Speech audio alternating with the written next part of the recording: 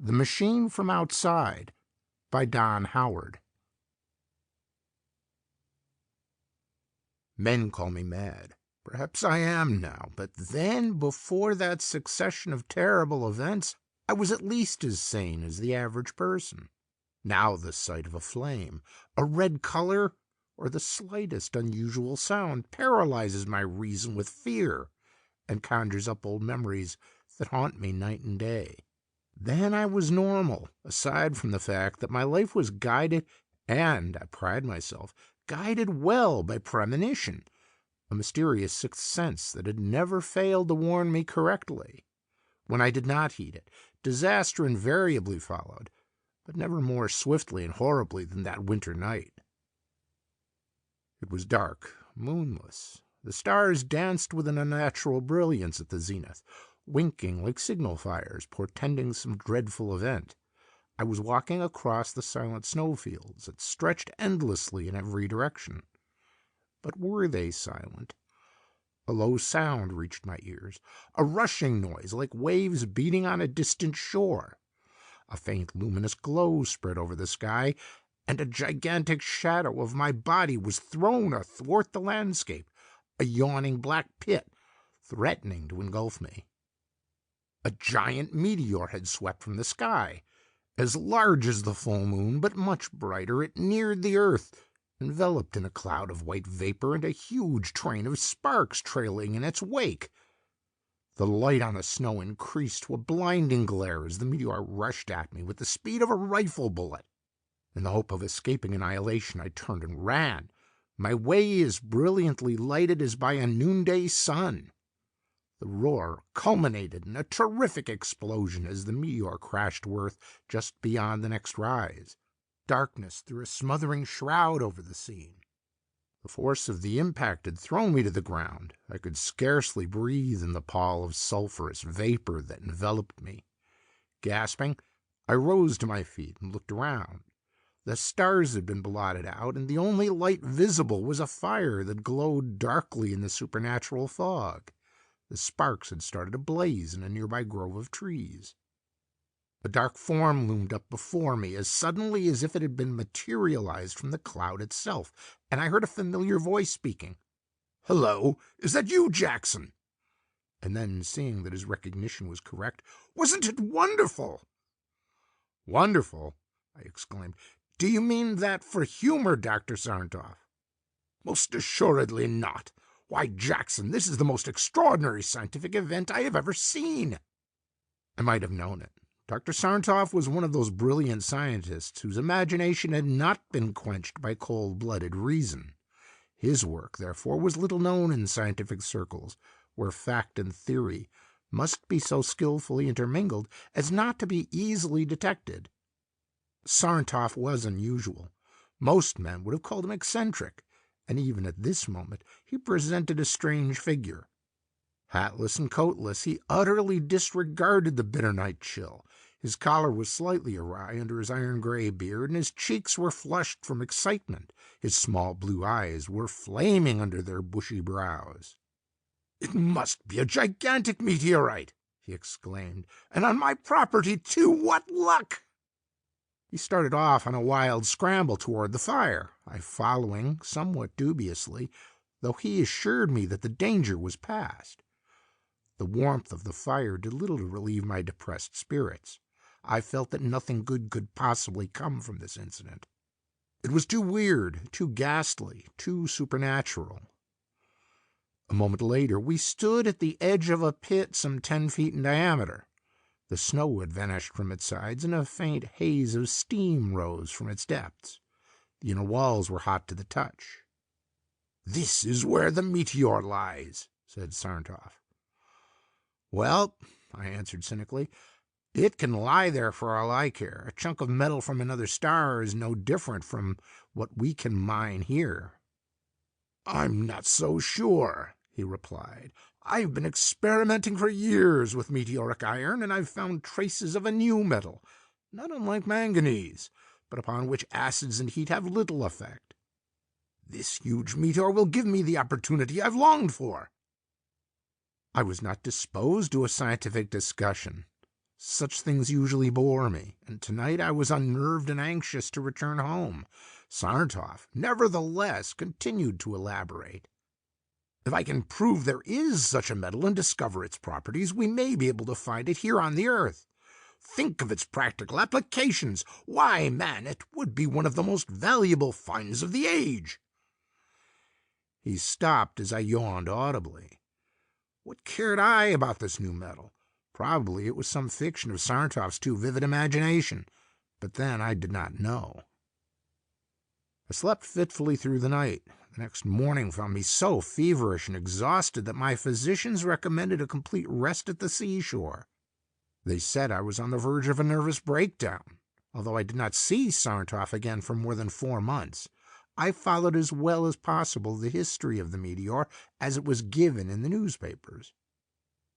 When Sarnoff recovered it from the pit, it was found to weigh more than 5 tons. A dozen museums and 1,000 private collectors bid fabulous sums to induce him to sell it.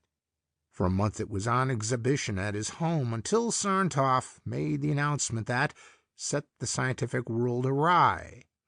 The next day he would start dissolving the meteor to test for the unknown metal. The collectors arose in a body. Destroy irreparably this magnificent scientific relic? They pleaded with Sarnoff, begged, chided, scolded, threatened, and finally obtained an injunction through the courts forbidding him to continue his experiments. A month and a half of wrangling passed before Sarnoff won a complete victory. The jury had decided that the meteor was his own property and that he could use it as he wished. Several weeks later I received a telegram. "Come to me at once. Most extraordinary development concerning meteor.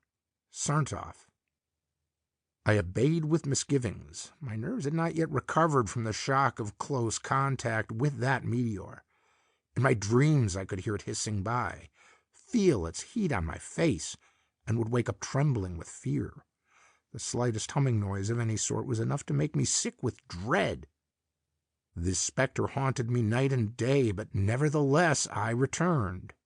Sarnoff greeted me excitedly and pulled me toward his laboratory without giving me a chance even to remove my coat. His appearance was enough to startle anyone. I doubt if he had seen sleep inside of a week. His hair had become a shade whiter, but his blue eyes were dancing wildly in his florid face, like bubbles of water on a red-hot stove. Could pseudoscience have driven the man mad? "What is the meaning of all this, Sarnoff?" I asked, glancing askance at the disordered laboratory which confronted me. "Never mind this mess," he said. "Look into that vat. There is the most wonderful machine." "Everything you see is the most wonderful," I interrupted, gazing into the huge built-in trough. It was full of an evil-smelling acid and small bubbles of gas that rose from the depths. For a moment I could see nothing. Sarnoff switched on a light. Vaguely I glimpsed the outlines of some framework. Yes, a machine, but of such an ethereal nature that it seemed scarcely more substantial than the bubbles which floated from it. "Some new invention of yours?" I asked. "No, Jackson," he said in a queer voice that thrilled me to my fingertips. "It was crystallized in that meteor." Astonished, I grasped him by the shoulder and, I warrant, shook him more violently than the occasion called for. "You can't mean that!" It was an exclamation rather than a question. "Yes, I put the meteor in that vat of acid so that all the soluble matter would disappear. This beautiful engine is the residue." My eyes were now more accustomed to the darkness. I could see the machine plainer. In shape it approximated a cube 2 feet in each dimension. The thread-like stays were as lustrous as burnished silver, and wound around each other, in and out, like a queer sort of spider web waiting to catch its prey. My heart grew cold within me. My sense of danger had warned. An idea came to me. Perhaps this is no machine, but only the crystalline structure of your new metal that takes on this strange shape. Sarnoff's answer was brief. "Look closer." I did so, and found that within the threads was a system of small wheels and gears, so complicated that the whole affair was a maze of intricate interlacings. "What is its purpose?" It is my aim to find that out, he replied quietly. I could sympathize with Sarntov. His was the mind that rose beyond all difficulties.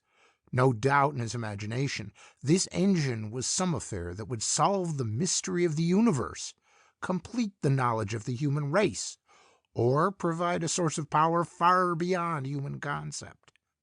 To me, it was only an instrument of death, dark and sinister. I confided my fears to Sarntov. It's a devil engine, a machine from outside. We had better leave it alone. Nonsense, Jackson. If it were built by the devil himself, it would only add to its scientific interest. Though still unconvinced, I turned the conversation into other channels while Sarntov and I sat up late into the night discussing the different angles this affair had taken. I advised informing the newspapers. No, he exploded. I'll not have another gang, either of those inquisitive journalists or those meddling scientists up here. I dropped the point. Sarntov's claim to secrecy was justified. Think of what this all means, Jackson. A machine from another world. It proves that intelligent, perhaps superintelligent life exists somewhere else in this universe. On Mars? I have an idea that it came from something far beyond. The chemical composition was different from any other meteor I have ever examined, as was its crystalline structure. It was more like the pig iron from our blast furnaces than a meteor. Perhaps it is a fake, then. A hoax. I know what it is. A publicity stunt for The Meteor, that successful play of the year. Sarntov, disgusted at my flippancy, waned into a silence that was not broken for many minutes. When he did speak, the cloud on his florid face had vanished. Excitedly, he sat up. I have a probable explanation for it now. The metal of this machine will withstand high temperatures. After it was finished, the iron was flowed in on top of it.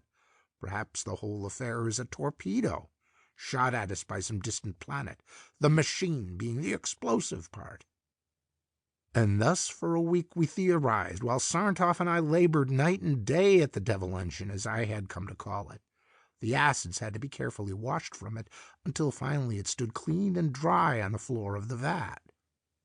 We dared not move it, though it seemed to possess great stability. There it lay, as bright and shining as a dewy cobweb. It scintillated like a diamond, and its jeweled radiance so fascinated me that I would gaze into its depths for hours, lost in thought. Only a crystal gazer could have appreciated the hypnotic force that held me. What is it for? I asked Sarntov 100 times a day, and I received as many answers as questions. The scientist's imagination was dancing about as much as his flashing blue eyes. He was engrossed in diagramming the gearing. Here is something queer, Sarntov interjected. Look at the color of the light as it shines through the machine in different directions. I had noticed the weird pattern before, and the beautiful display of colors. Jackson, I believe that we are nearing the solution of this problem. In some way, this engine decomposes light. He paused to make some calculations. Yes, the result is exactly the same as if the light were made to move in a curved path through some hyperspace. I had no idea what he meant, nor did I care. After the first 100 explanations, each new one decreased in interest. I gave myself again to gazing into the machine, and so completely did I lose all sense of time that it might have been 5 minutes or 5 hours until Sarntov spoke again. He had been pecking the internal workings of the machine. Jackson, I have found it! I have found it! He shouted, like a modern Archimedes. The devil engine gave a slight flutter. Hold it down! The vibrations of the myriad wheels thrilled me. I was afraid. I desired to let go, but some strange fascination held me fixed, like a boy that holds a lighted firecracker in his hand until it is too late. Sarntov shouted something at me, but his words were lost in the roar that came from the machine's interior. Heavens! Was the world being turned inside out? Was it an earthquake which shook the walls of the building so strongly that the roof seemed about to fly into space? My body was growing numb with the continued vibration. My heart was frozen with the chill of death. Before I entirely lost consciousness, I had the sensation of floating away on a sea of clouds, at first slowly, and then more rapidly until my senses gave way under the strain. "Jackson! Jackson!" I heard a voice calling out of the darkness, which was so intense as almost to smother me. All was silent now. So this was death. But yet I felt as substantial as the solid rock that now supported me. If only I could see! As if in answer to my desire, a flame appeared at my side. It was Sarntov. "My God, what has happened?" I cried. "I don't know." "Where are we?" "That also I don't know. Look at the sky." The stars, for the most part, were very faint. The Milky Way was plainly visible, but where were the constellations, the old familiar figures? Not one could be recognized. Where could we be? Somewhat unsteadily, I gained my feet. "Can't we find some way to make a light?" Sarntov struck another match, which shed a dim radiance about us. As far as we could tell, no trees existed on the side of the rocky hill that sheltered us. In lieu of wood, we set fire to a handful of dry grass, which burned with a red flame, casting a lurid glare on the surrounding scene. The rim of darkness showed no break in the monotony. We fell into an awed silence, for we were aware that something unusual had occurred, though what we could not comprehend. Suddenly I thought of the cursed machine that was responsible for our plight. Reversing it might carry us back. I sought for it with the aid of a match. When I found it, a cry of dismay escaped from my lips. The devil engine lay broken upon the ground, its silvery stays torn out as though to release the demon that seemed to govern it. Without new metal, repair was out of the question. The daze that clouded my brain began to vanish, and my fears, dulled for an instant by a sense of the unusual, stabbed again at my heart. Nothing but death could be the outcome, and such a death. Slow starvation in this utter darkness. "My God, Sarntov, what can we do?" "Wait," was his philosophical reply. I was on the verge of insanity, but a sudden purple radiance that glowed on the horizon filled me with a new hope. Dawn! Silently, we watched the sun rise. The purple aureole gave place to a vivid rose, which rapidly covered the entire sky. If the world were to have caught on fire in one moment, the color could have been no more ruddy. No blue in this atmosphere. The sun was a brilliant white, too dazzling for conception. I noticed that it did not appear exactly round, and presently the reason for this became apparent. It was extended by the attraction of a second sun, which suddenly launched itself into the sky. Impossible as it may seem, only one explanation was admissible. We were cast away without hope of escape on a planet revolving about a double star. Sarntov was so wildly excited that he stuttered when he addressed me. "At first, I thought the devil engine might have carried us through time, and that we might still be on Earth some centuries removed. But now I see that we have been carried through space as well. You see, Jackson, that we're a long way from where we started." "Through time? Through space? What are you talking about?" I demanded, struggling to understand. "Well, very evidently this machine has carried us over trillions of miles." "In that short space of time? Impossible." "Don't be foolish, Jackson. We have done it. But don't try to imagine us flying up that distance. We surely didn't do that." "How did we get here, then?" "If I'm right, it's rather complicated to put into simple language. It means only that the world has 4 instead of 3 dimensions." "That sounds like Einstein." "Yes. He and other eminent investigators have shown us that our conceptions of space and distance are not always what they seem to be. On Earth, we know of but 3 directions: forward, up, and to the side. We gauge our distance from a body by the space we must cover in going there in the 3 recognized dimensions, but it may be infinitely nearer in a 4th dimension, if one exists." I confess that I don't understand. Let me reason by analogy, he replied. If a man were constrained to live in a sewer pipe, he would know only of the forward and back direction, and if perchance the pipe were curved into a second dimension, he might, by crawling for miles, reach a point adjacent to some place he had previously been. If at that moment some force could have opened a trapdoor, he could have made as unbelievable a jump as we ourselves have experienced. The devil engine let us in the back way, so to speak, I questioned. Exactly, answered Sarntoff, somewhat impatiently. Here we are, thrown by fate into a new land, and you stand there asking foolish questions. I want to see what sort of a place this is. Our ardor quickly withered at the sight which confronted us. The lurid glare of the sky was reflected in the features of the planet's surface. Red soil, red rock, red everything.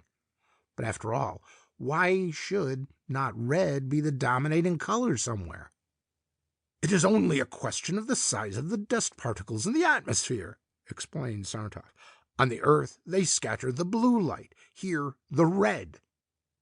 Simple enough, but why had not nature wielded a more restful brush when painting the landscape?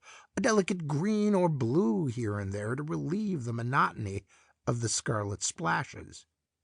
Even the grass, the single form of vegetation that covered the bare earth, was crimson. Sarntoff and I chewed it, finding therein small relief for our hunger, as it was very bitter. We quenched our subsequent thirst at a small spring, whose water, God help me, was the color of blood, so stained, I realized, by the fine dust from the red rocks. No breeze, no air stirred in this land of death. Could there possibly be inhabitants, and if so, would they be hostile? We longed for, yet dreaded discovery. The silence of a graveyard at midnight persisted, even when he had roused enough courage to send a loud halloo echoing from the massive cliffs in the distance. We set out for the highest of these, hoping that from its summit the view of the surrounding country would solve our problem. Perhaps the high-walled canyons might shelter the elusive inhabitants of this strange sphere. For days we wandered over the face of the planet, chewing bitter weeds and drinking vile water. The rocky crags suddenly refused to give up their secret, though they seemed to hover menacingly above us, peering over our heads as if they alone could see that for which we were seeking. The sky remained forever cloudless, though a slight purple haze at dawn was customary, but quickly dispelled by the powerful rays of the two suns. Time had been drawing them apart, so that now the dreadful nights were much shorter, a condition that was not distasteful to us, for their absolute darkness was appalling. It hung over us like a visible curse, sucking the breath from our bodies as we tried to sleep.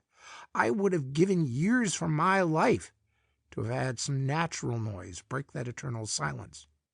A shrieking wind, falling water, anything. As we progressed, we noted every landmark, carefully filing them in our memories against the hour of our return. Each day had been a repetition, and this was no exception. Slowly and laboriously, Sarntoff and I scaled the highest cliff, and, of life, found as usual nothing. In one direction, a plain of fire stretched endlessly into the blazing sky, with nothing more than a thin purple line of separation. In the other lay the sea, an ocean of blood, whose calm surface, reflecting the heavens, was unruffled by wind or tide, as though it had suddenly congealed in fear and horror. I shut my eyes to obliterate the view, feeling as if I had been thrust into the heart of a blazing furnace, but when I opened them, the naked world appeared the same. No sound, no motion. The descent was even more difficult than the ascent had been, and night had thrown its black shroud over us long before we reached the level. We elected to remain in a small cave that offered, if not shelter, at least a foothold that would keep us from dashing to the ground thousands of feet below. Making ourselves as comfortable as possible, we tried to gain some much-needed rest. Sarntoff, the imperturbable, dropped easily to sleep. To me, sleep was impossible. Silence, solitude, an indescribable terror took sudden possession of me. Above Sarntoff's muffled breathing, a slight noise, a warning hiss, seemed to float like a vapor from the canyon below. I listened tensely. It was repeated, increasing in volume, slowly rising to a shrill scream, wailing loudly like a human being in great agony. The cry echoed from cliff to cliff and continued to re-echo in my consciousness some time after it had died away. Again it came, moaning like the wind in the pines, increasing to a gale until the rocks were shaken by its force. As though at a signal, 1,000 wisps of luminous mist dashed from as many crevices in the canyon walls. One rushed from our own shelter, nearly precipitating me into the depths from fear from its suddenness. I could not speak, nor, I suppose, could Sarntoff. My tongue was swollen with horror. A colony of ghosts in a land of blood and fire. A master's touch to an inferno. For hours, with wildest confusion, they danced in the canyon. An occasional laugh, like that of a maniac, floated upward. The display of colors was wonderful. All shades of the rainbow, no two exactly alike. At times the phantoms were round, huge iridescent soap bubbles, and again shapeless, like phosphorescent mist rising from a dead swamp. Ages passed, time in which my consciousness recognized nothing but the myriad clouds of light as they sported in the valley. The weird cry was again repeated. The lights as suddenly vanished, and I felt a chill wind strike me as the thing, whatever it was, returned to shelter. A moment later, dawn splashed the scene with blood. Sarntoff and I gazed at each other questioningly. Neither spoke of the terror that had gripped our hearts. It was too vague, yet too real to be aught but a part of this dream planet. Seemingly hours passed before we essayed to move. Sarntoff was the first to speak. Look at the roof of our cave, Jackson. Weakly, yet fearfully, I complied. Hanging from it in long shreds was a huge supply of that spun glass metal from which the devil engine was constructed. With this, perhaps we can repair it? I did not dare mention what, for fear that the phantom might hear us and try to thwart our plans for leaving. Perhaps, replied Sarntoff, but not before I solve this unspeakable mystery. The farther I get from it, the better, I replied, and the sooner. I have no desire to spend another night in such a horrible place. Sarntoff yielded to my wishes, but after we had gathered a supply of the metal and were moving down the slope, I noticed a queer light in his eyes. Has it occurred to you, Jackson, that we might have been sent for? Sent for? I echoed. Yes. Is it not possible that the machine was given us so that we might visit this unexplored land? If so, it seems a shame to leave it. Don't let your scientific ardor carry you away, Sarntoff. We'll be lucky if we ever leave. It's going to be no easy task to repair that engine. I'm not the least bit hopeful that I'm equal to it, confessed the scientist. But I'm quite sure that it would be no disappointment to me if I were obliged to spend my life here. The study of this wonderful geology alone would be enough to attract me. It is only for your sake that I'm even considering returning. But the hardships, man, and these queer creatures, what assurance have you of their harmlessness? It's a ghastly place, a fit abode for lost souls, and we'll be well rid of it. The days passed. As our eyes were more accustomed to the darkness, we traveled much during the night, and indeed gained comfort by doing so. For then, only under the faint cold light of the distant stars was the distasteful ruddy glare invisible. How I enjoyed looking upward! The faint glitter of the Milky Way warmed my heart with its companionable ring, the only link to our former life, that past which seemed so like a dream. And which of those 1,000 orbs that sparkled in the black velvet depths of heaven was our sun, with its 8 attendant planets? I marvel that I should feel such a patriotic thrill when I thought of our Earth. Here, I thought philosophically, is one solution for universal peace. Let those who are so unsatisfied with their own world glimpse it from without, and if they will then only say, "Our Earth," with half the enthusiasm they now say, "Our country," they will bring in the millennium. Sarnoff interrupted my wandering thoughts. "Here we are, Jackson." And following his finger through the darkness, I recognized the spot as our landing place. "The devil engine is gone!" I rushed to his side. "The ghosts have stolen it!" "At least this proves that they are substantial. Ghosts could not move material objects." I stood aghast, helpless. We are too accustomed to think of life as enclosed in a solid form, though even on our Earth there are many gelatinous or semi-liquid creatures, from the jellyfish to the amoeba. I do not consider it a big stretch of the imagination to think that beings can be gaseous in form and yet have intelligence. I was about to argue the point when I saw a dark shadow against a neighboring rock. It proved to be the devil engine. "And restored to perfect order!" cried Sarnoff. "By the ghosts!" "By these people, yes. It goes to prove my point, Jackson, that they have a wonderful civilization.